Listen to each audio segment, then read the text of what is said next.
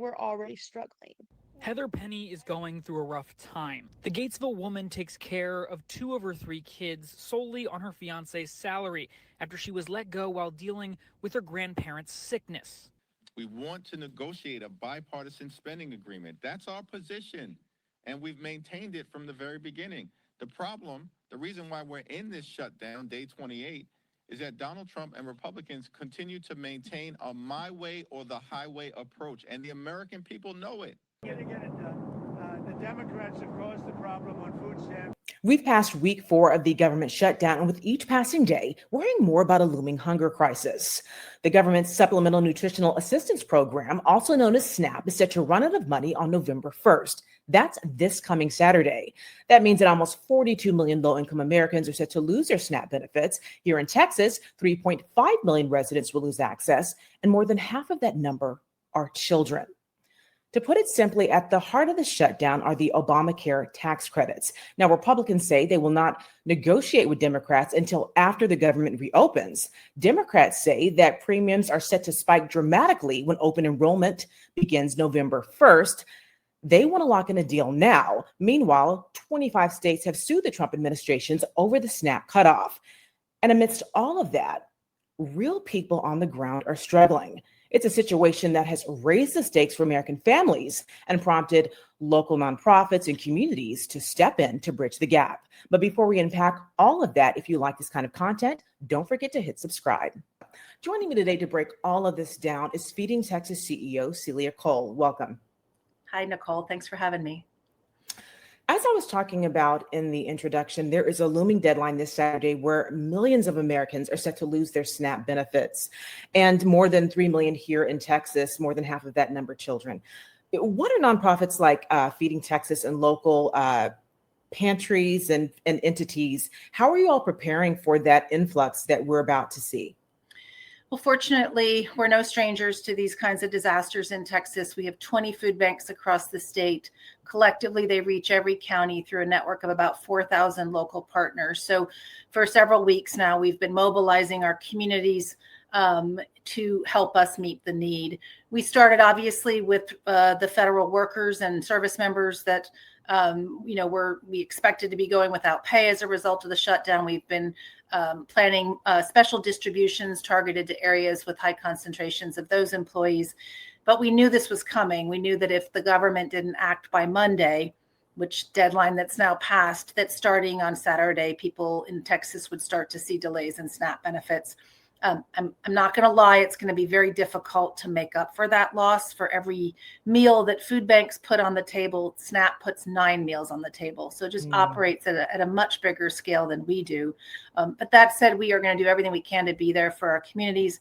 We are reaching out to our supporters, our donors, and really urging them to step up and help. This is a generous state. Texans want to help their neighbors.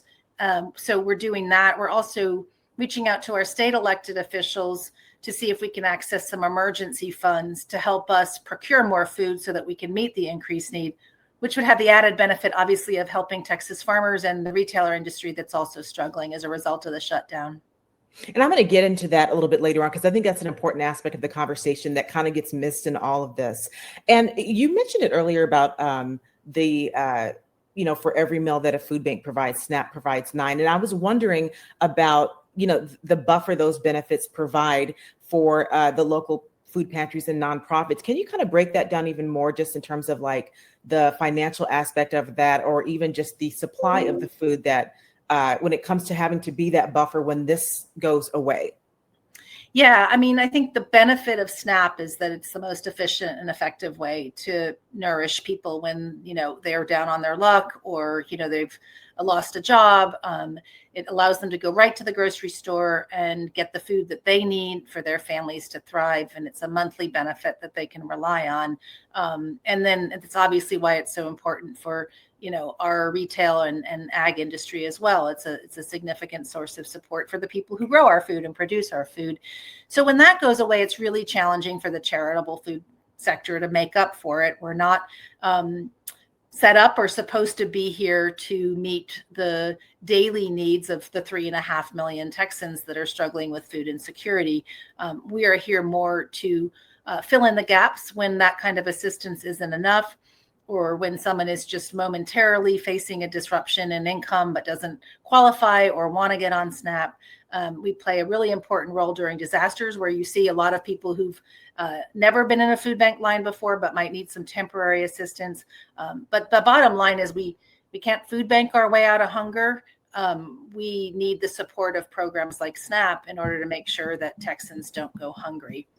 The good news is we have the infrastructure, we have the experience, we have the local partners to get food in and out the door quickly and efficiently and in a very targeted way when we are facing crises like this. We have the whole system set up to do that. But in this case, we're going to need additional support from either our elected officials or from our private donors in order to keep up with the need when people start going without SNAP benefits. A lot of people have a misconception of what food insecurity is and what that landscape looks like in terms of maybe numbers, who's affected, how it affects their daily life. Can you talk about that? What does the landscape of hunger look like in Texas, and how does that have an effect on one's life? Sure. Well, about 1 in 6 households in Texas faces food insecurity, and about 1 in 5 children. So it is a significant problem. We have one of the biggest food insecure populations in the country. And for some, that can mean a temporary disruption in income or an illness causes sort of, one acute period of food insecurity, and then they're okay the rest of the year. And for others, it can be chronic. So we're looking at seniors who are on fixed incomes, and that income doesn't go far enough every month, and they're faced with choices between affording food and buying medicine. People who may be chronically unemployed. So it occurs sort of across a continuum. And in the worst scenario, it's kids going to bed hungry or going to school hungry.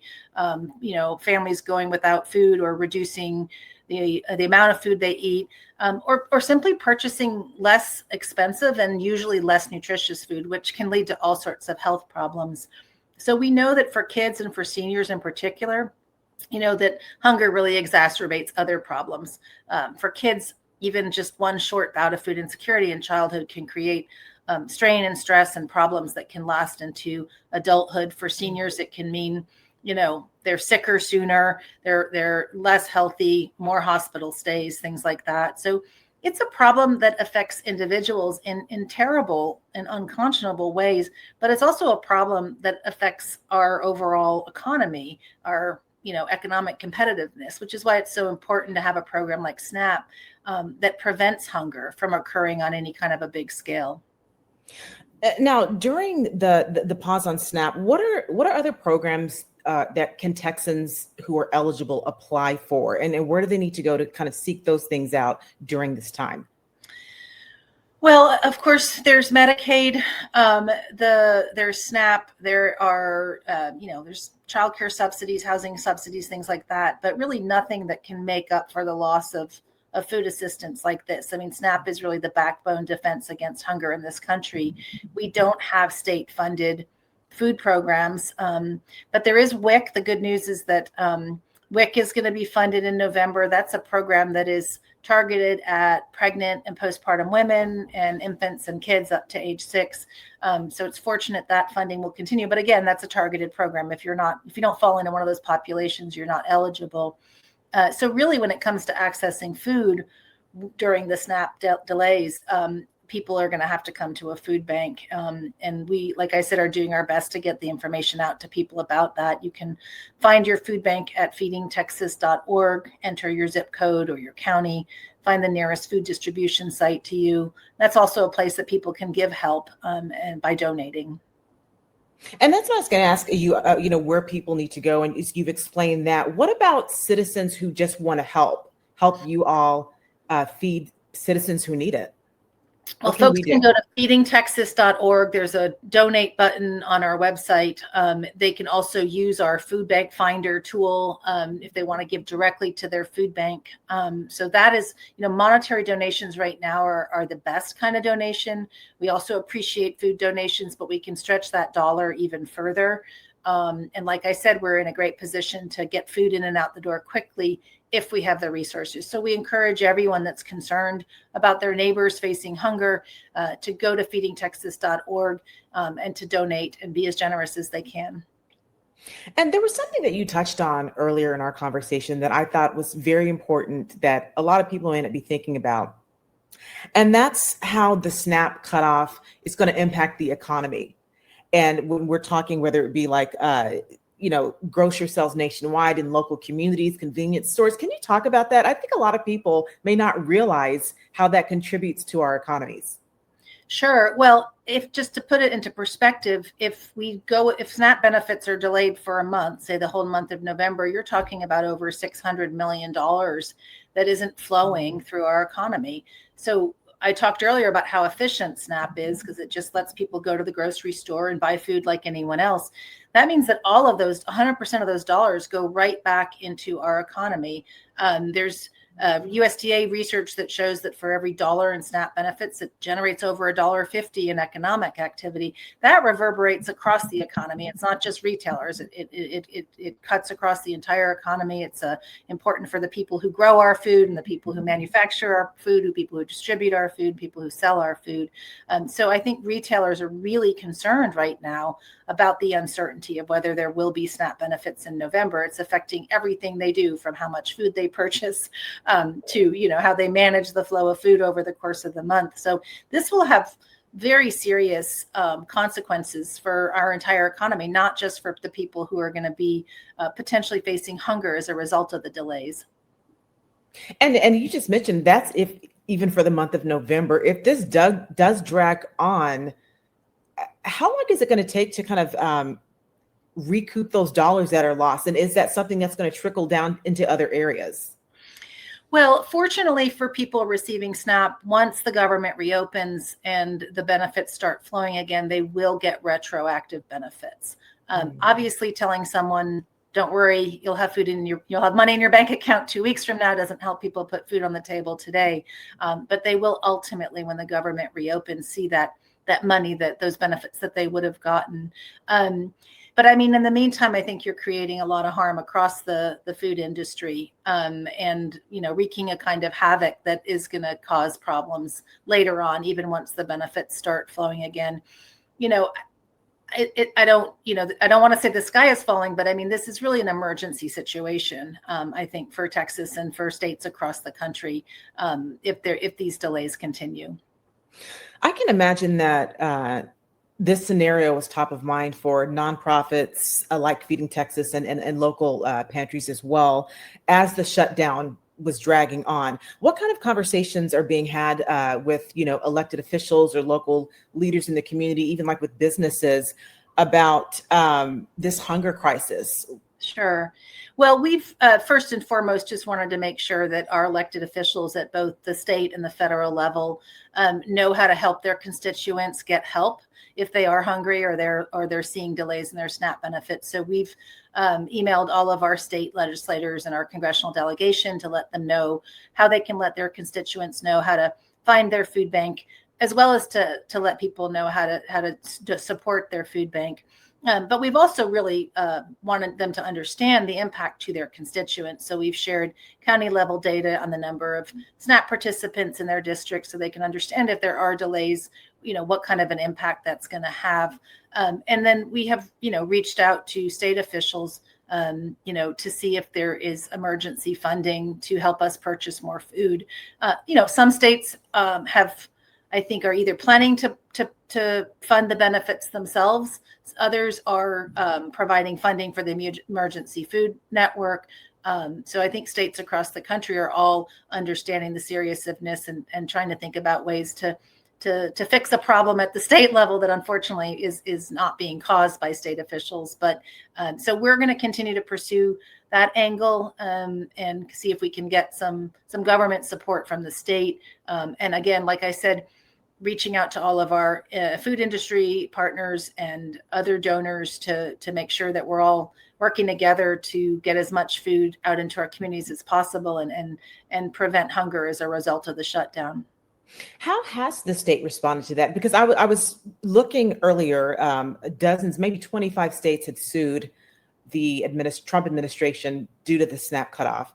And Texas, we have one of the highest rates of food insecurity in the country, but we're not part of that. How are they responding to, the need and what you all are, asking them to kind of how they can help step in and help and provide?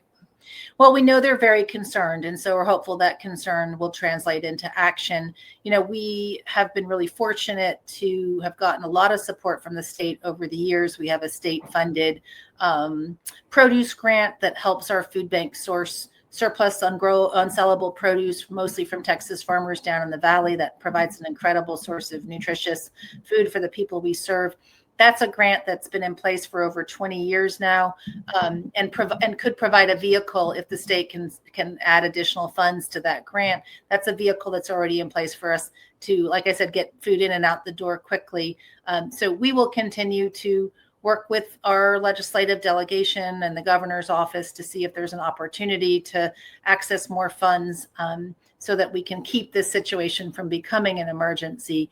And then we're also obviously in conversations with our members of Congress. I know, they feel that their hands are tied right now given the stalemate in Congress, but they're certainly sympathetic and wanting to support, and of course not wanting to see any of their constituents go hungry. It feels like if there's one thing that we can agree on right now, it's that no American should go hungry during a government shutdown. And so we hope we'll see some action at the federal level to make sure that SNAP benefits continue to flow, regardless of how quickly they resolve the shutdown.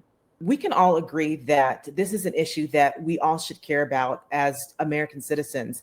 But there are some people out there who may think this really isn't an issue for them. What would you say to them just to drive home that point that we all should care about this situation? Sure. Well, the first thing I would say is that, we call the people that we serve our neighbors, because that's exactly what they are. They're our neighbors. They're your neighbors.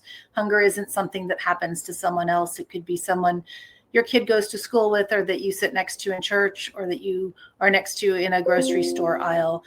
So we encourage people to think about people experiencing hunger as their own neighbor. The second thing I will say, and we talked a little bit about this earlier, Nicole, is that hunger isn't something that just affects the individual. It affects our overall society and our economy. Hungry kids can't learn. That reduces their potential. It undermines our workforce competitiveness and our economic competitiveness. And then when you just think about the challenges that are facing retailers and farmers and local producers right now, making sure that our population is fed and we have a strong agricultural economy is also really key to our overall health as a state. And that wraps my interview with Feeding Texas CEO Celia Cole. And I'll provide links down below, places you can look to if you need to find local food pantries, if you need assistance, or if you want to donate or volunteer. And as always, if you like this kind of content, don't forget to hit subscribe.